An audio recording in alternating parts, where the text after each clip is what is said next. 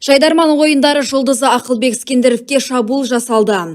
Бірнеше ауыр жарақатын алған шоумен қазіргі таңда үйінен ем алуда. Отырыстан шығып, үй жаққа подъезге кіріп кеткен кезде білмеймін ғой ары қарай не болған. Аяқ, мынау енді қолды көріп тұрсыңдар, басты қара, сотрясение. Арыз жаздым ғой. Сонымен тергеушілер келіп іздеді.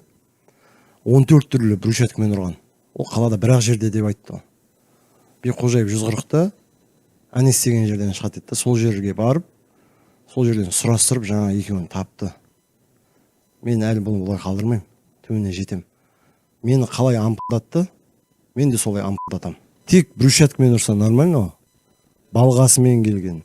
Анистің ішінде не құрал сайман бар, соның барлығымен келіп ұрған ғой. Мен не істеп қойдым сондай? Кеше Ақылбектің сестренкінің тойына жалдағанбыз ғой Тамада қып. Сонымен айттық, сестренкіміз толықтау еді, салмағы бар еді. Сонымен айттық, приколдар ұстама, әзілдер айтпа ол жайында деп. Сонымен хорошо деді. Сонымен ойындар ойнатып отқан әріптері деген Т дейді, адамдар Т болады, С дейді, С болады. О деді. Сонымен сестренкі түреді, барды, о, мына қыз точно сап тұр, қараңдар деп. Жаңағыдай прикол сапсады сестренкіге. Сестренкі ашуланып кетті да, сонымен тұрып қалды да, күйеу жігіттің үстіне барып қалады.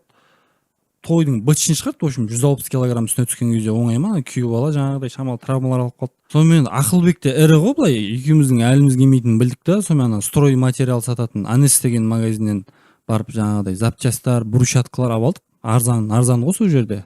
Ішінде адам көп, бекар аппыз сол жерден. Түріміз жаттап, солар арқылы ұстап тұр ғой енді.